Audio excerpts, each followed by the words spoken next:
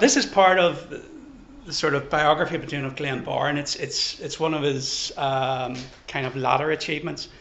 As you know, I mean, Glenn died a couple of years ago now, almost, and Paddy Hart, the other leading figure, January last year. So I don't have to say allegedly as much as I would have done. Anyway.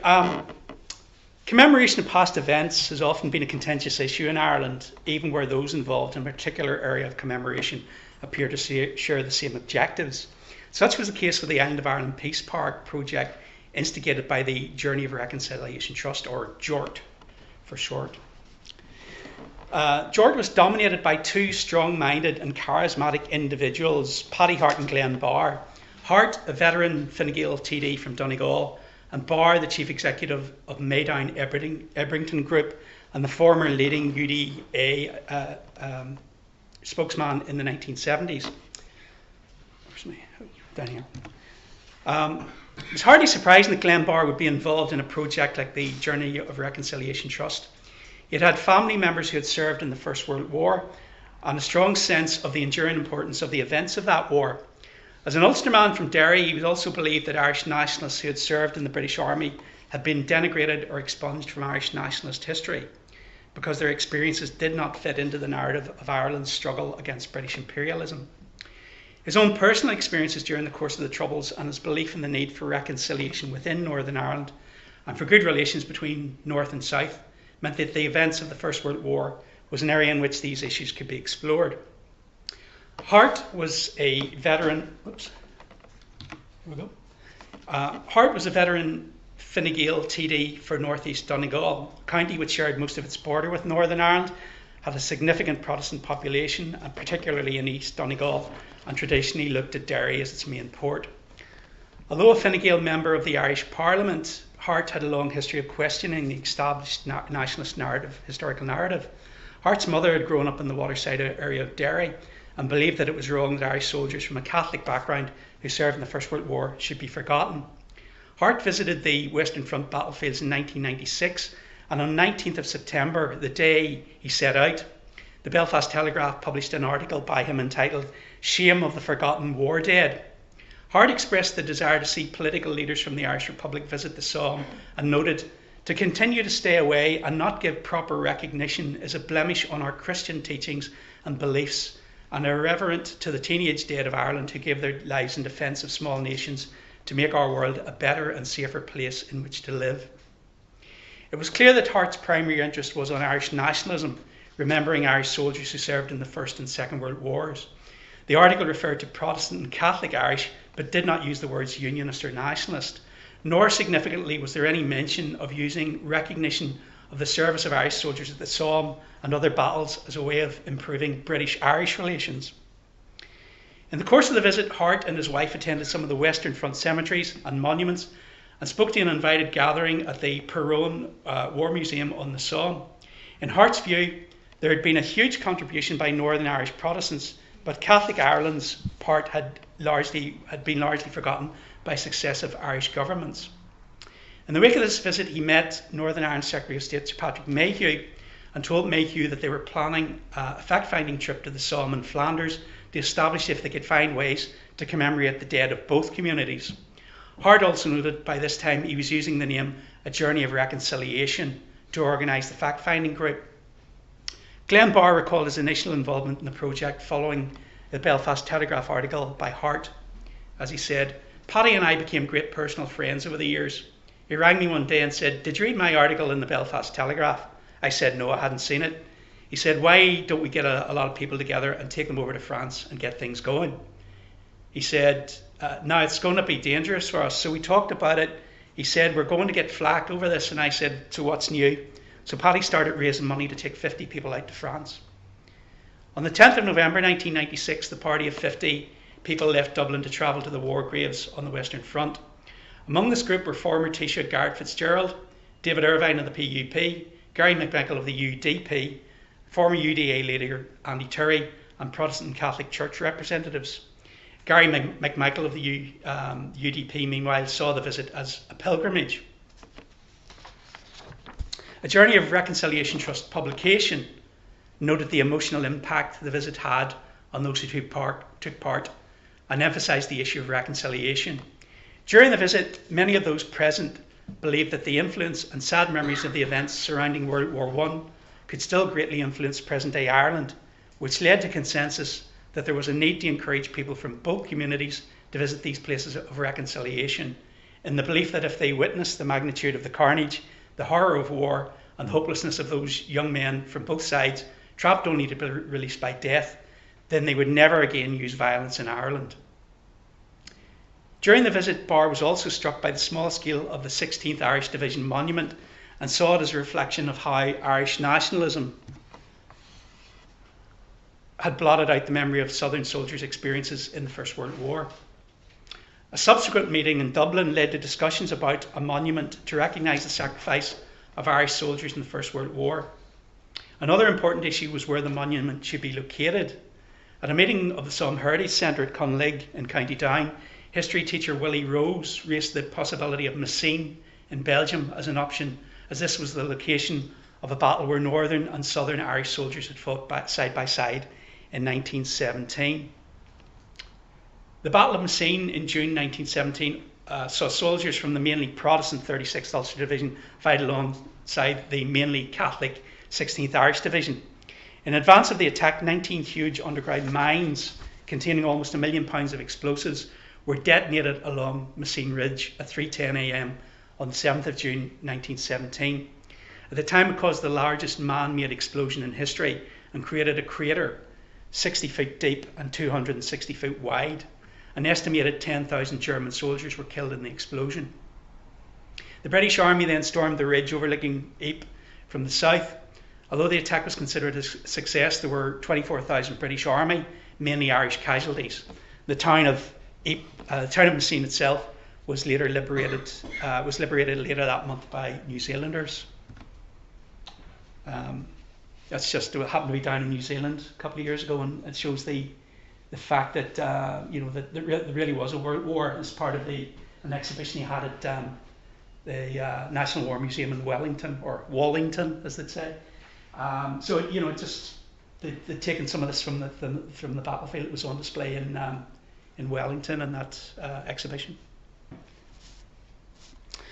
Hart strongly believed that a monumental structure was needed to commemorate the event, and when queried about the need for a tower, said he would leave the organisation if it was not part of the programme.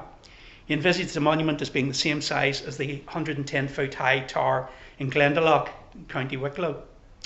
In contrast to Hart's idea for an impressive tower, Barr believed that a more fitting memorial would be to have young people from Ireland travel to Gillespie to try to develop the existing monument to the 16th Irish Division. The group subsequently concluded that a peace park should be developed to represent the entire island of Ireland, and that Messines Ridge, or Messines as it is now known, in Belgium could provide a suitable site.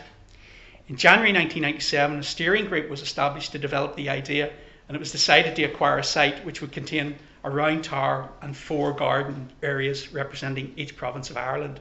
The project would involve young people from both communities and both parts of Ireland in a demonstration of reconciliation while being taught building skills and educated in the history of the war and the subsequent development of the region.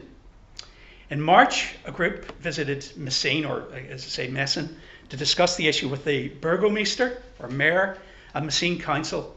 A location was inspected and permission was granted to develop the site in late 1997. A memorial to New Zealand soldiers was already located on Messines Ridge, so the Peace Park was located half a kilometre south of the town of Messines. In September, a meeting in Belfast approved outline plans, and in November, at the official launch, Taoiseach Bertie Ahern announced a grant of £150,000 Irish to support the project. The following day, an Irish Army soldier and British soldier from the Royal Irish Regiment turned the first sod in the Peace Park project, and on the same day, in another symbolic act, 2 soldiers from the Irish Army attended an interdenominational service in Messines. The service was also attended by Barr and Hart, who had incidentally lost a seat in the June Dáil election of that year. A trust deed was signed on the 30th December with the stated aim to erect a monument to commemorate all people from the island of Ireland who served, fought and died during the First World War. Gilbert Ash Company and Construction Services of Belfast joined the trust in February 98, and planning permission was granted in March. Amid the heady political atmosphere which followed the negotiation and signing of the Good Friday Agreement in April, preliminary foundation work for the tower was carried out in May 98, and the tower's foundation stone was laid on the 26th of June. In early July 1998, 36 young people from Northern Ireland and the Republic arrived to spend the summer building the memorial to all the Irishmen who died in the First World War. The group aged between 18 and 34 were selected from full-time work training schemes around the country, and they completed a number of week-long training courses in Dublin and Belfast. By this time, the Journey of Reconciliation Trust project had become caught up in the wider politics of the peace process. A meeting between the heads of state of the United Kingdom, Queen Elizabeth, and Ireland, President Mary McAleese, at this historically important and politically neutral venue was ideal as a means of showing a symbolic reconciliation between the British and Irish states. The Irish Times was among those who recognised the significance of the event, noting that the meeting between Queen Elizabeth and President McAleese at a local airport before the ceremony would be the first official meeting between the two heads of state. And the newspaper's editorial, remembering Ireland's dead, noted that the inspiration for the tower reflected a combination of traditions. As the paper said, it was conceived and brought forward by Mr. Paddy Hart, former Fine Gael TD for Donegal North East, and Mr. Glenn Barr, once a leading figure in the Ulster Defence Association. It's a fitting tribute to those who laid down their lives for their fellow countrymen, and it speaks elegantly and optimistically of the new spirit of accommodation and tolerance reflected in the vote of the Irish people for the agreement signed last Good Friday in Belfast. The gesture of President and Queen standing side by side is without precedent in the history of relations between the peoples of these islands. It may be compared in its powerful symbolism to the occasion when Chancellor Cole and President Mitterrand stood side by side at Verdun on the Meuse River, where the flower of German and French manhood died in 1916. New relationships are emerging and new common interests are being acknowledged and legitimised. If it were otherwise, today's ceremonies at Messines would be hollow and the monument to the Irish dead no more than a meaningless assembly of brickwork. The Island of Ireland Peace Park was officially opened at 11 a.m. on the 11th of November 1998 by the President of Ireland, Mary McAleese, in the presence of Her Majesty Queen Elizabeth II and King Albert II of Belgium. It just brings to mind Bertie Peacock's comment watching Northern Ireland playing Belgium one night. He said, "Was it the Belgians are running rampart out there?"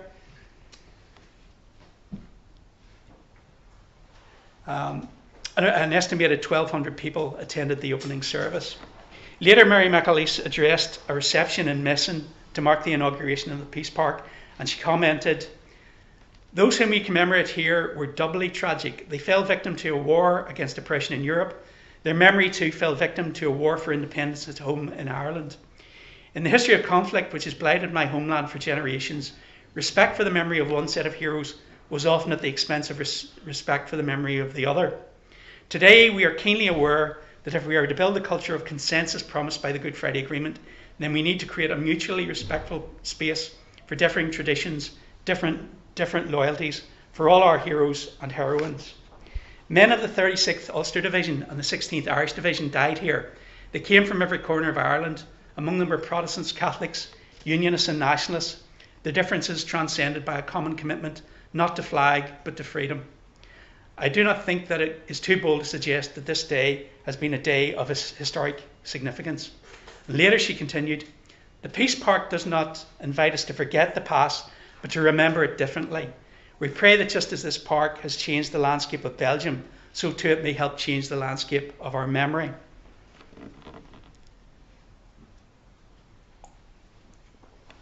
On the following day, the newsletter's editorial spoke of the extraordinary moving scene at Flanders Field and said it had hastened the day when the Queen would visit the Republic, and this would surely now happen before the dawn of the millennium. In the event, it didn't occur until May 2011. The commentary continued, "Until recently, The role of the Irish in 2 world wars has remained an untold story, virtually expunged from the nation's history and disgracefully ignored because it had the potential to alert the collective consciousness of a people who had been programmed to detest all things associated with the British way of life. In the new climate which now prevails, such divisive ideologies must be relinquished on all sides, and the ceremony at Ypres provides the proof that the healing process is well underway. The Irish Times described the opening ceremony by noting that after a short welcome to the 3 heads of state by the Mayor of Messine, the first people to speak were Paddy Hart and Glenn Barr. Keep on looking back there. In unison, they read the specially composed Peace Pledge. President McAleese then unveiled the plaque under the tower and laid a laurel wreath. A wreath of poppies was laid by Queen Elizabeth and a wreath of flowers by King Albert. Hart and Barr then laid a wreath on behalf of a Journey of Reconciliation Trust. After a minute's silence for the dead, the last post in the reveille were sounded by buglers from the Irish Army No. 1 Band and the Band of the Royal Irish Regiment. At a press conference after the official opening, Mrs. McAleese said it had been a historic day for Ireland, North and South, for the relationship between the peoples of Ireland, North and South, and for the relationship between Ireland and Great Britain and Northern Ireland. The First Minister of Northern Ireland, David Trimble, called the ceremony part of a new beginning and a very positive marker for the future. He added that he was very glad that the Irish Republic is recognising those who fought for freedom along with the rest of us in the First World War. Further praise for the project came in February 1999 when Barr and Hart were named as Ireland's Europeans of the Year in recognition of their work in bringing about the Peace Park. The two were presented with the award by Bertie Ahern at a reception in Dublin. In his speech, Barr paid tribute to Bertie Ahern, saying, "For a Taoiseach to support the construction of a memorial in Belgium to Irish people who died in British uniforms takes a high level of courage. For a Taoiseach who was from the Fianna Fáil party to do that took an even higher level of courage." Over the winter months, however, problems associated with drainage and the surfacing of the park became evident. Notably, the issue came to public attention in early April 1999 when Dublin journalist Kevin Myers proclaimed that the Island of Ireland Peace Park was neglected and in disarray, and that the opening ceremony had been a one-day wonder. Myers wrote, "And so it's come to pass, just as the Irish National War Memorial Gardens at Island Bridge were permitted to fall into a disgraceful neglect and suitably symbolised the general political amnesia over the fate of those tens of thousands of young men who volunteered for service in the Great War, so within the passage of a single season, the tower at Messine is already a sad and sorry travesty. In a way, the neglect is appropriate. It symbolises the nature of memory and ceremony in Ireland. A perfunctory and token genuflection in the right direction at the right time will suffice. Real meaning is ignored. Truth is an inconvenient obstacle in the path of the lazy. We had our day, we opened our tower, now let us get on with what we do best, forgetting." And then he added, "In one sense we're worse off with the monument at Messine than we were before it. Now we have a monument on mainland Europe to show everybody how we neglect the memory of our war dead. The consolation is that it's so badly marked that it would require a fair bit of sleuthing to find out what this round tower was doing there." While some of Myers' criticism might have had merit, it was noticeable that he concentrated almost exclusively on southern commemoration of the First World War, or the lack of it, and on the tower rather than the gardens. In effect, Myers missed the aspect of North-South reconciliation and focused almost exclusively on the omission of the First World War from Irish nationalist history. 2 weeks after Myers' article, a letter from Patrick Fleurisson, the town clerk, and J. Liefhoog, the burgomaster of Messine, categorically rejected the perception given in Myers' report. The park, they said, was inspected on a regular basis by representatives of the council. They acknowledged that some damage had been caused by storms and strong winds, but that this was put right when the weather improved. As well as the public issues surrounding the maintenance of the park, different attitudes were also developing within Jort as to how it would be maintained and further work carried out. One view was that maintenance should be taken over by the Irish War Graves Commission, possibly with some contribution from the Northern Ireland Executive. For Barr and others in the Jort Committee, however, the preference was still to have work on the park carried out by young people from across Ireland as a part of a broader reconciliation project. A project to put this plan into effect was given financial backing by the International Fund for Ireland's Wider Horizons programme, and in May the IFI agreed the Wider Horizons programme would be organised and managed by Maydown Youth Training Project Limited, of which Glenn Barr was chief executive. In the following months, relations within the Jort Committee deteriorated significantly. In popular terms, this is often been seen as a personal clash between Barr and Hart.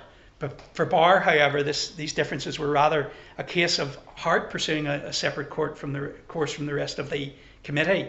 As well as this, there was also further press criticism surrounding the upkeep of the Peace Park and differences regarding the mechanics of how future work was to be conducted.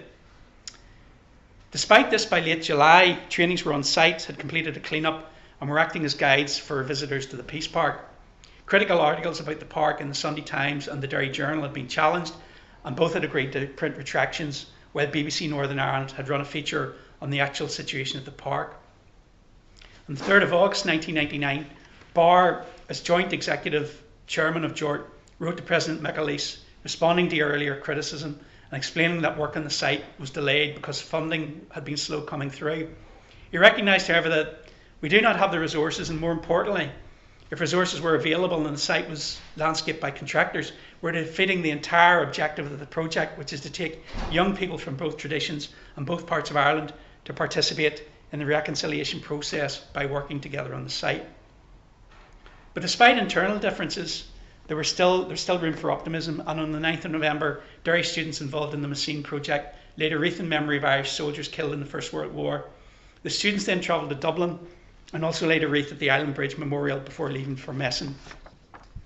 By March 2000, however, there were further suggestions that the Irish Government and Northern Ireland Executive might take over responsibility for the maintenance of the park.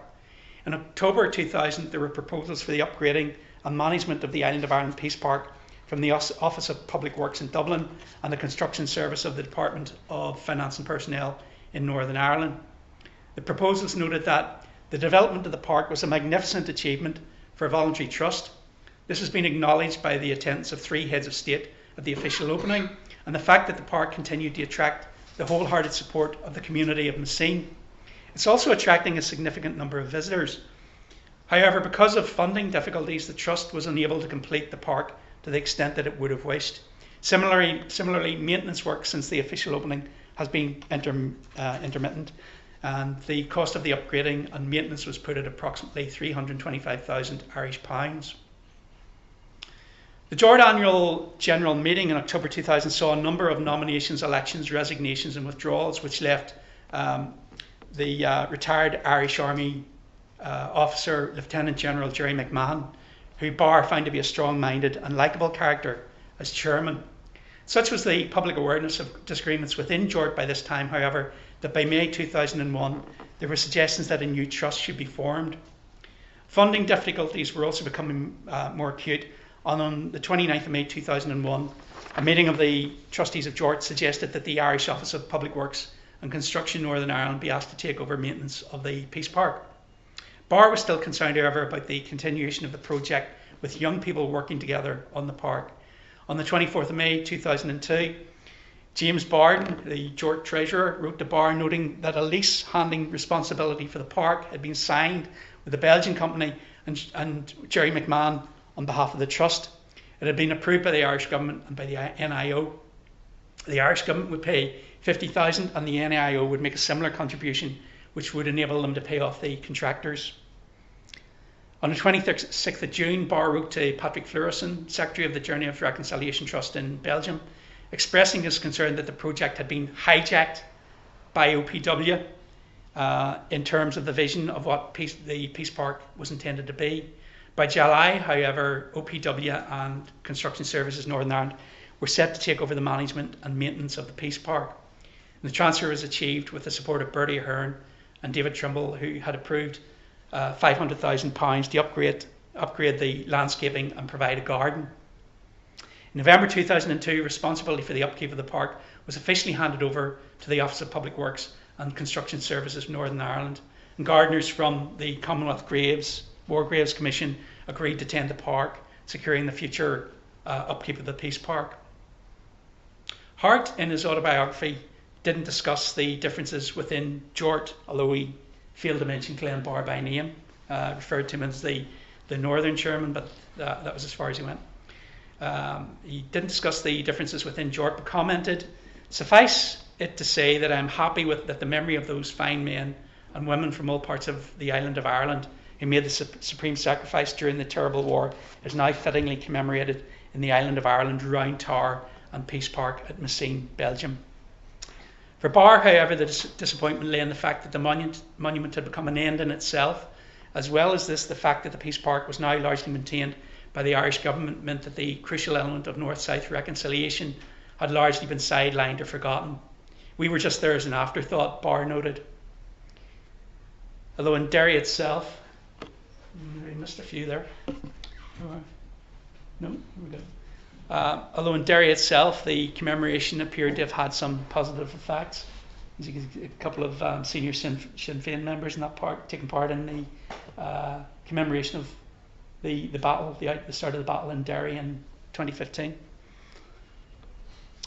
In April 2017, when the Northern Ireland Secretary of State James Brokenshire announced the shared UK-Ireland commemoration of the centenary of the Battle of Messines, he stated, "This shared ceremony is an opportunity to remember the service and sacrifice of those who fought at Messines Ridge, as well as to further strengthen the important relationship that exists between the United Kingdom and Ireland." The statement said nothing, however, about the issue of improving relations within Northern Ireland. The closest the centenary commemorations came to recognising the efforts of those who brought about the Peace Park, meanwhile, came in a statement from the Office of the Taoiseach, which noted, "These joint ceremonies are an opportunity to remember all those who took part in the battle and all those who lost their lives, to reflect on the journey of reconciliation in the centuries since, and to highlight the positive relationship that exists on the island of Ireland and between Ireland and the United Kingdom." So in conclusion then, the experience of the Journey of Reconciliation Trust suggested that unforeseen difficulties could emerge in even the best intentioned projects when the precise objectives and priorities of the project were not made explicit. While symbols are by their nature open to differing interpretations, in the example of Jort, there were tensions between whether the Peace Park was primarily about revising the position of Irish soldiers in the British Army within Irish nationalist history, about reconciliation between unionism and nationalism in Ireland, between Protestants and Catholics within Northern Ireland, or improving British-Irish relations. Although many of the difficulties arose from insufficient financial backings, when the key figures in the project, Glenbar and Paddy Hart, both strong and charismatic personalities, had different views on the prominence of what was being commemorated, then there was always the potential for the project to collapse due to internal differences. So I'll leave it there and we can take a few questions possibly.